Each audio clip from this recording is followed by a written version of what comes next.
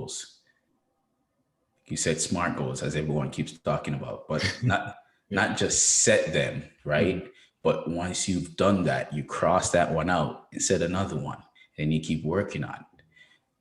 And that's what keeps you motivated. That's what keeps you going.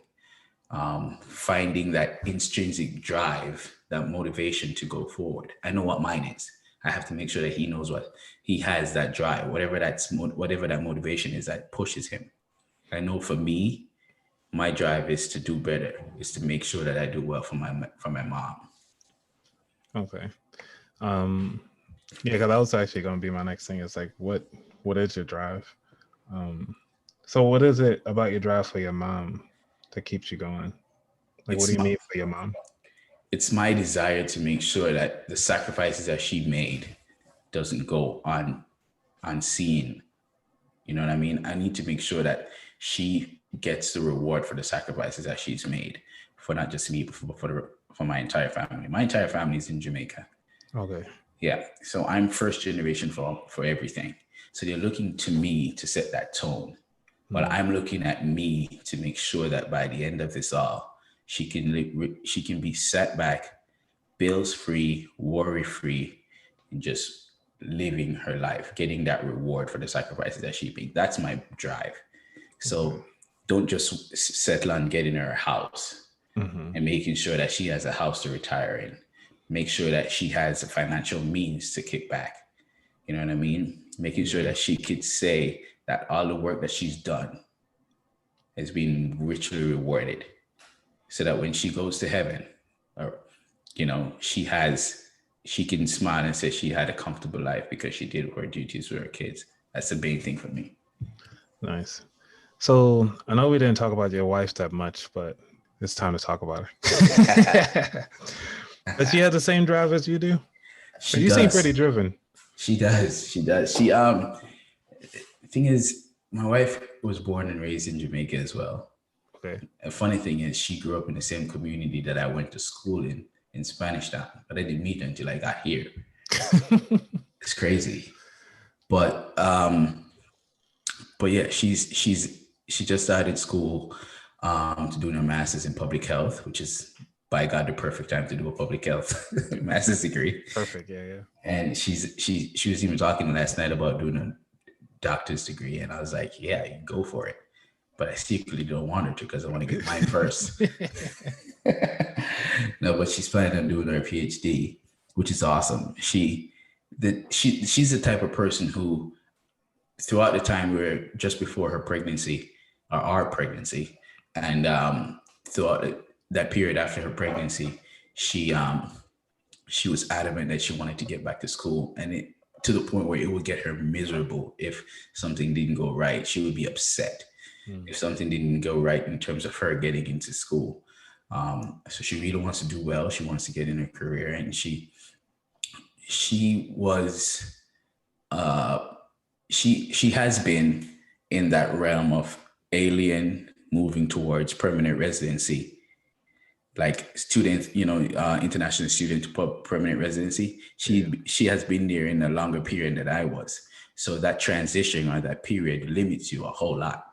Mm. Um, the government has, rightly so, immigration laws that um, prevents you as an alien from doing certain things, working and stuff like that, moving freely, etc.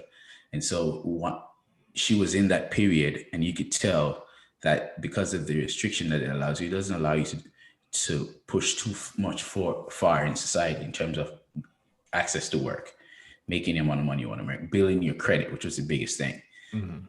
And so she, I could tell that she has, that period was very difficult for her, because when you want to do well and those shackles are just holding you down, but the moment those shackles got off, she just started soaring, and I could tell that she's going to go far. She's already making links with she's working for the transition team for the mayor of Baltimore, which is absolutely awesome. So she's making connections there. Um, Absolutely awesome young lady, and I'm proud to be her husband, honestly. Yeah. So what drew it, like when y'all were dating? So what drew you to her? Did y'all even have financial conversations, or just kind of like, hey, I like you, you like me, I like ice cream, let's go? We actually met at my boy's cookout. You know, Korean people are always cooking out and she's inviting people over, but it's a little bit different when it's our conversations about our money conversations. We're not necessarily. I think those type of conversations are what really brought us closer together. Now that you've mentioned it, now that you put it that way, because it was always about my plan, her plan, what we plan on doing for our future, how do we plan on having a future, the type of future we're planning on having. Most of the conversations didn't necessarily surround us two because we were just dating. I'm like, I'm not going to commit to having a, I'm just Right. dating you right now. But as we evolved over a period of time, we started realizing that we had the same goals. Her biggest thing at that time was to become a doctor and making sure she can start a private practice back in Jamaica. That's the type of drive that she has. My thing was I need stability. I need to make sure that I'm financially stable so that I can make sure my mom is financially stable. Mhm. And we used to lay down all our plans. I told her about me wanting to join the FBI, the reason why I joined the National Guard, all that kind of stuff, just to make sure that I could, you know, do something in society and become something of myself. And because of the restrictions that we both had at the time, in terms of, as I said, being an international students and all, those at that time those plans seemed far fetched and like pipe dreams. But eventually, you put your stall down and you start working at it, and you can see step by step you start chugging at it, and you'll eventually achieve them. Yeah, because I always ask about how the conversations happen early on, because a lot of people wait until after they marry to start being fully naked, financially naked, of whether their desires are and stuff like Yeah. that. And it's good that you guys had done it early. So who started the conversation? um it was mostly her. She's always had, because she's always talking about the current situation that she was in and how she cannot wait to get out. One of the things that you can tell really irks her feelings really is when she looks at our society and she sees that she's not able to do certain things. She's not able to apply for a government job, or she cannot apply for the state. But there are others who are out there who has the ability to go to school, to get those grants, to graduate from school and go work and to become something, but they chose not to. Mhm. She looks at our our community, the Black community, and she sees all these opportunities that are available, and she's livid because people are not taking it, but those opportunities are not yet available to her at that point. You know what I mean? Yeah. So those are the type of things that drove our conversations about what she would do, the things that she would do if those things become available. And now we're finally starting to see the fruits of those plans. As I said, she's starting school now. Soon as she's done with that, she's thinking about doing her masters and such. And those type of things, those are the type of things that drove our conversations, talking about what we would do in terms of, okay, we just got our house this year. We bought our home together. What we're going to do afterwards, start working on, gaining real estate, which will grow our wealth. You know what I mean? Those are the conversations that we had, just blowing it out, just blowing here, having conversation in the bench somewhere in the park, but now it's becoming reality. You know what I Nice. mean? Yeah. So now that y'all are married, do y'all still have those like money dates where y'all start planning forward, or do like how frequent are those money conversations that you guys are having? So we've just got this home, just got our first home. So our money conversations now, honestly, are going around our bills, making sure that we have the mortgage set every month and stuff. But we've lately started talking about some of the things that we would like to do moving forward. How we'd like to invest. I know I spoke to you about learning more about that investment portfolio Yep. and all that stuff. And these are some of the things that we've been talking about, some of the things that we can do with this home. Um, what we will do when you're starting from moving to another home, and what will if we will sell or keep, that kind of stuff. Yep. So yeah, we've talked about learning more about investing in real estate. We've talked so there we brought up the options, but because we've just got into this position, we were new homeowners. 3 years in our marriage, what are we doing now to set ourselves up for the plans that we're putting in place? And so that's where we are in terms of the planning phase. But we have conversations here or there when we're not fighting over what show to watch on Netflix. Okay. So Yeah. So what's your job ever have like a money fight or like a disagreement? no, not really. That's I good. think I've never had a money fight with her. To be honest with you, we've never fought over funds. We've never fought over where we think the money should go or whose money is this. We don't have, like you have some marriages that people talk about how much money they're making, how much money the other one is making. We've never really had that because it's always been our money type stuff. Mm. And it's because we've always been reliant on each other from one way or the other. So the moment we got married and the moment our financials got intertwined, it was always the money's there, so we got to use it whichever way. She was the one who dealt with my money when I was away in basic training. Oh, And that's she ultimate trust right there. right, and she was my girlfriend. She was my girlfriend at the time, and Right. she would pay all my bills.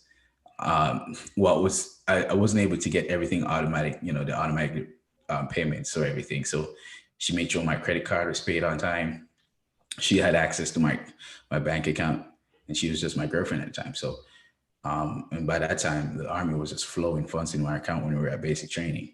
Mm. So I had a level of trust for her that I didn't have an issue with leaving her with all those with my money to control. And since then, we never looked back. It's never been an issue about money for us.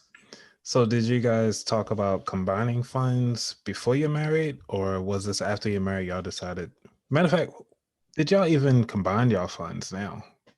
Yeah. So Like we one never. can get? It was never like an option, like a conversation. Do you think we should? It was always implied that was going to happen. Okay. Like as soon as we got married, I have a bank. She had another bank. I like, okay, which one do you want us to put the funds in? So I was like, okay, let me talk to my HR, because 95% of my funds are going into our account, and then 5% is going to go into my other account so that I can have some miscellaneous stuff or maybe savings. Right. But that's where our funds go. So we both have access to that. It was never, and even now we're planning on switching over to Navy Federal from what we have now. And because of my military access, I have access to Navy Federal.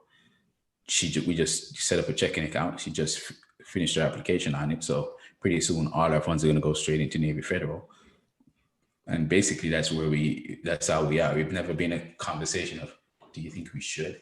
Because once you get married, there's no more hiding your funds, right? To some degree. I feel from because we've been so reliant, and I think it's because of our history, and where we're coming from. It's not just a marriage, but it's a partnership, knowing that we both need each other to survive. You know what I mean? And far be it for me to tell her she can't do her nails, use a card to do her nails, because there's no funds in the account. There's money there. Go right ahead. I don't care whose paycheck was higher this week or that week. You know what I mean? Yeah. So, but you already said it's like 95 and 5%. So does she do the same thing, or she does 100% into that same account, or does she does 95 and So I think because we have a couple of accounts that we put money into the savings. okay. So I got Bank of America that I put some in there. I had CQ that I put some in there as well, and everything else goes into like the Wells Fargo. And she does that as well, or she would physically take the money out and put in the savings account.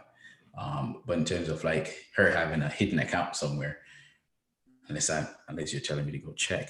Nah. Nah. So As yeah. long So as the main bills are covered. let me say this the legal way. Because my lawyers have just advised me.